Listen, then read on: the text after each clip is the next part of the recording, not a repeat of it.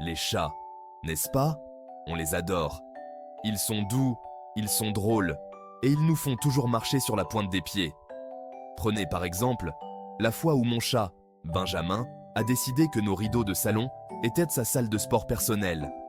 Imaginez un peu, je me détends, je profite d'une soirée tranquille, quand soudain j'entends un grand crac. Je me retourne et voilà Benjamin, suspendu au rideau comme un petit acrobate à fourrure. Mon premier réflexe a été de crier. Non, mais je me suis retenu. Crier ne servirait à rien.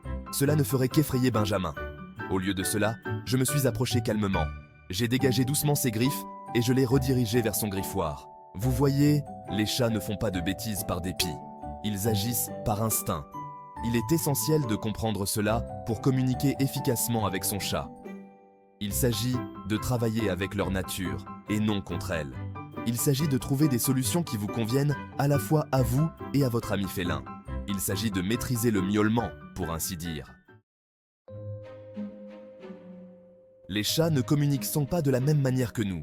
Ils utilisent un système complexe de miaulement, de ronronnement, de sifflement et de langage corporel pour s'exprimer. Une queue qui remue, une oreille aplatie, un lent clignement d'yeux, autant d'indices subtils qui révèlent l'humeur et les intentions de votre chat. Par exemple, un chat qui fait ses griffes sur vos meubles n'essaie pas d'être destructeur. Il marque son territoire. De même, un chat qui vous mord soudainement pendant une partie de jeu n'est pas méchant. Il vous fait savoir qu'il en a assez. Reconnaître ces signaux est essentiel pour comprendre les besoins de votre chat et prévenir les comportements indésirables. En apprenant à parler chat, vous pouvez créer une relation plus harmonieuse avec votre compagnon à fourrure. N'oubliez pas qu'un chat heureux est un chat bien compris. Alors, comment dire non à votre chat sans recourir aux cris ou aux punitions physiques? La réponse est simple, la redirection. Les chats réagissent mieux au renforcement positif qu'à la punition. Au lieu de les gronder parce qu'ils font leurs griffes sur les meubles, redirigez-les vers un griffoir. Placez-le près de leur endroit préféré pour faire leurs griffes et rendez-le plus attrayant en y saupoudrant de l'herbe à chat. Lorsque votre chat essaie de sauter sur le comptoir, prenez-le doucement et posez-le sur le sol.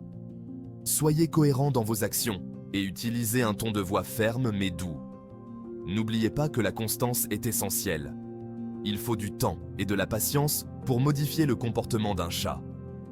Mais avec de l'amour, de la compréhension et un peu de redirection, vous pouvez apprendre à votre chat à vivre harmonieusement dans votre maison.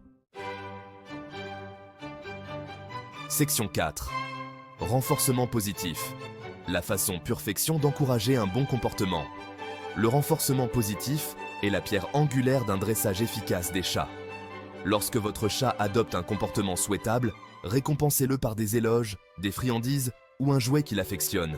Il a utilisé son griffoir au lieu de vos meubles, célébrez ça. Couvrez-le d'affection et dites-lui à quel point vous êtes fier de lui. Il a choisi son panier plutôt que votre clavier? C'est le gros lot.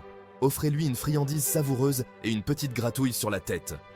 En associant un bon comportement à des expériences positives, vous encouragerez votre chat à répéter ses actions. N'oubliez pas que les chats, comme toute créature intelligente, sont sensibles à l'encouragement et aux récompenses. 5e section. La constance est la clé. La patience est de mise. Dresser un chat demande de la patience, de la constance et beaucoup d'amour. Les chats ne comprennent pas la punition comme les humains. Les gronder ou les punir physiquement ne fera que créer la peur et la méfiance. Concentrez-vous plutôt sur la clarté et la constance de vos attentes. Si votre chat adopte de manière répétée un comportement indésirable, essayez d'en identifier la cause profonde. S'ennuie-t-il? Est-il stressé? S'attaquer à la racine du problème sera beaucoup plus efficace que de s'attaquer simplement aux symptômes. N'oubliez pas que dresser un chat, c'est un marathon, pas un sprint.